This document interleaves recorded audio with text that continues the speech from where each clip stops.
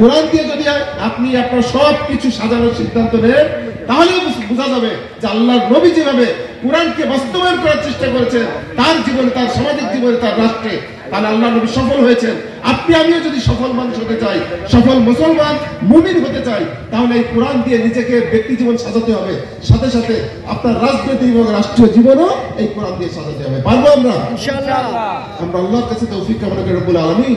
জীবনে অনেক ভুল করে ফেলেছি, অনেক না বুঝে শুধুমাত্র কোরআন পড়েছি, কোরআনকে ভালোবেসে দূরের থেকে এই কোরআন দিয়ে যেন আমি আমার সমাজ, আমার দেশ, আমার রাষ্ট্র গঠন করতে পারি। আল্লাহ তুমি আমাদেরকে সেই তৌফিক দান করো। যদি কোরআন দিয়ে সমাজ গঠন করা যায়, তাহলে ইচ্ছায় হোক আর অনিচ্ছায় হোক আপনি আমি আর অপরাধমূলক কর্মকাণ্ডে জড়াবো না। যদি কোরআন এই সমাজে বাস্তবায়ন হয়ে যায়, ছোট্ট শিশু আর ধর্ষিত হবে না। যদি কোরআন সমাজে বাস্তবায়িত হয়ে যায়, সুদ ঘুষ আর চলবে না। যদি কোরআন বাস্তবায়ন হয়ে যায়, আর ভেদ লুটকারীদের স্থান হবে না। যদি কোরআন বাস্তবায়ন হয়ে যায়, আর ঘর বাড়িকেও আগুন জ্বালিয়ে পুড়িয়ে দিবে না। যদি কোরআন বাস্তবায়ন হয়ে যায়, সমাজে আর অন্যায়কারীর স্থান পাবে না। আমরা চাই সুন্দর একটি সমাজ গঠন হোক, সুন্দর একটি বাংলাদেশ তৈরি হোক, যে বাংলাদেশটা হবে কোরআনের বাংলাদেশ, যে সমাজ হবে কোরআনের সমাজ। আমরা সবাই সেই দিকে ধাবিত হওয়ার চেষ্টা করি।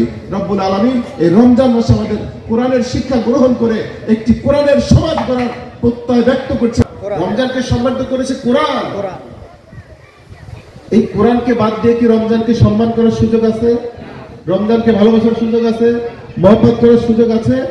সুযোগ আছে। কোরআনকে ভালোবেসে, তারপরে কোরআনকে মহব্বত করে, তারপরে কোরআনকে শিখে, তারপরে কোরআনের সব কিছু মেনে, তারপরে কোরআন বাদ দিয়ে যদি রমজানকে কেউ ভালোবাসতে চায়, তাহলে সেটা হবে বড় বোকামি, বড় বোকামি।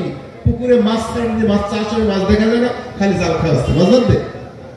এরকম যদি কেউ কোরআনকে বুঝতে না পারে, কোরআনকে শিখতে না পারে, কোরআনকে মহব্বত না করে, তাহলে রমজানকে মহব্বত করা হবে ফাঁকা পুকুরে মাছ খাওয়া হবে। এই জন্য আপনাদেরকে বলছি, যে রমজানকে গুরুত্ব দিচ্ছে, আপনাকে কোরআনকে গুরুত্ব দিতে হবে। এই কোরআনকে আল্লাহ তাআলা সম্মানিত করেছেন। কোরআন রমজানে দেওয়ার কারণে রমজান সম্মানিত হয়েছে। অতএব কোরআনকে মহব্বত করতে হবে। কোরআনকে মহব্বত করার পথ কোনটা? কোরআনকে কি করে মহব্বত করতে হয়? কে শিখিয়েছেন আমাদেরকে? কে শিখিয়েছে? আল্লাহর নবী সাল্লাল্লাহু আলাইহি ওয়াসাল্লাম। কারণ আমরা কোরআন শিখেছি তো আল্লাহর নবীর মাধ্যমে, নাকি আল্লাহ তাআলা সরাসরি শিখিয়ে দিয়েছেন? আল্লাহর নবীর মাধ্যমে আমরা কোরআন শিখেছি। আল্লাহর নবীর জীবনী বাদ দিয়ে কোরআন চিন্তা করা যায় না।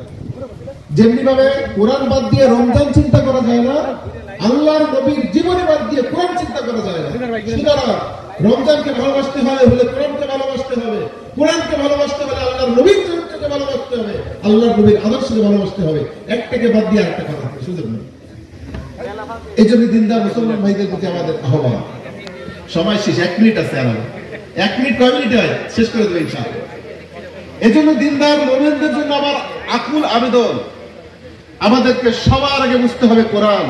আল্লাহর নবী কোরআন নিয়ে যেভাবে পরিচালিত হয়েছেন, পরিচালিত করেছেন সমাজকে, আপনাকে আমাকেও এই সমাজকে কোরআন দিয়ে সেভাবে পরিচালিত করতে হবে।